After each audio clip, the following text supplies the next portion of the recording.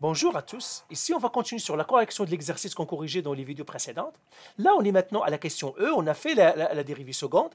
Maintenant, on va faire les intervalles de croissance, de concavité vers le haut et vers le bas et les points d'inflexion. Alors, regardons, on va le faire ici. Alors, qui nous donne ces informations, le point d'inflexion et tout ça? C'est la deuxième dérivée. Alors, premièrement, on va faire, première étape, quand on a ça, point d'inflexion. Trouver les points d'inflexion. Point d'inflexion. C'est-à-dire où le graphique va changer de concavité. Alors, comment on fait ça? On fait la deuxième dérivée de x égale 0. Et on isole. Donc là, j'ai fait 16 sur x moins 1 au cube égale à 0. Et je vais isoler. Alors, bien sûr, celui-là, pour isoler, j'ai x moins 1 au cube au dénominateur. Donc, je vais le remonter vers le numérateur en faisant un fois. Donc, je dois faire fois x moins 1 au cube. Et puis, ça va être 16 égale à 0 fois x moins 1 au cube. Parce que je le remonte. Mais 0 fois x moins 1 au cube, c'est 0. Donc ça me donnerait 16 égale 0. Et ça, c'est impossible. Ça veut dire que je n'ai pas de point d'inflexion. Donc là, j'efface ça et je dis aucun point d'inflexion. Je mettrai ici aucun. Je mettrai un 0 barré. Deuxième étape, une fois qu'on a trouvé les points d'inflexion ou on ne les a pas trouvés, qu'est-ce qu'on fait? Tableau de courbure. Tableau de concavité. Alors, on doit construire notre tableau de concavité. Alors, comment on va faire notre tableau de concavité? Eh bien, on va faire comme ça. Comme ça. Voilà. Et là, j'ai fait x. Ça, j'ai fait la deuxième dérivée, c'est-à-dire f seconde de x, parce que c'est la deuxième dérivée qui va nous donner les informations sur la concavité vers le haut et vers le bas. Et là, j'ai fait la fonction f de x. Et là, j'ai fait moins l'infini et plus l'infini. Et qu'est-ce que je dois ajouter? Je n'ai pas de point d'inflexion. Je dois ajouter les asymptotes verticales. Toujours dans mes tableaux, toujours je dois ajouter les asymptotes verticales. Pas l'horizontale. L'horizontale, on s'en fout.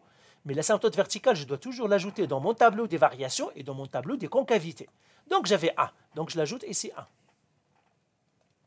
Et puis, je vais les isoler.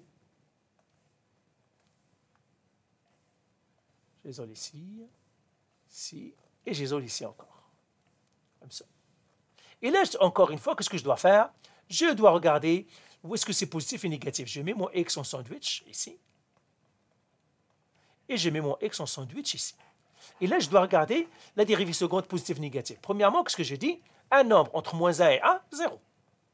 Un nombre entre 1 et plus l'infini, 2. Et je vais les remplacer dans ma deuxième dérivée. Donc là, je fais la deuxième dérivée de 0 et j'écris 16 sur 0 moins 1 au cube. Alors, si je le pétante, je trouverai moins 16. Ça veut dire que je trouve négatif. Maintenant, je vais faire pour 2. Je fais la deuxième dérivée de 2. Et je fais ces 16 sur 2 moins 1 au cube. Ça me donnerait 16. Si je le pétante, ça me donnerait positif. Et là, je fais la concavité. Eh bien, quand la deuxième dérivée est négative, ça veut dire que la concavité est vers le bas. C'est comme bonhomme grognant. Un bonhomme grognant. Quand la deuxième dérivée est positive, c'est comme bonhomme sourire. Donc ça va être comme ça. Ça, c'est un truc, si vous voulez vous souvenir. Est-ce que la concavité est vers le haut, vers le bas? Si c'est négatif, c'est bonhomme grognant. Si c'est positif, c'est bonhomme sourire. Et là, c'est-à-dire l'asymptote verticale, je dois la barrer parce que ça n'existe pas. Et maintenant, je dois donner les concavités. Eh bien, j'ai des concavités vers le haut. Alors, concavité vers le haut. Et j'écris mon intervalle. Mon intervalle vers le haut, c'est entre 1 et plus l'infini. Donc j'écris x plus grand que 1, plus petit que plus l'infini. Mais puisqu'on a dit toujours plus l'infini, on ne le met pas, on ne va pas le mettre. On va faire tout simplement 1 plus petit que x. Et puis concavité vers le bas. Concavité vers le bas. Alors, où est-ce qu'il est concave vers le bas? C'est ici. Ça veut dire de moins l'infini à 1. Donc, moins l'infini, plus petit à x, plus petit que 1. Et encore une fois, on ne met pas plus l'infini, moins l'infini, on l'enlève. Et puis, je vais les réécrire un peu plus comme ça. J'écris x plus petit que 1. Alors, 1 inférieur à x, parfois, on l'écrit comme ça. Ben, parfois, c'est toujours, on l'écrit comme ça, x plus grand que 1. Au lieu d'écrire 1 plus petit que x, mais ça ne change rien.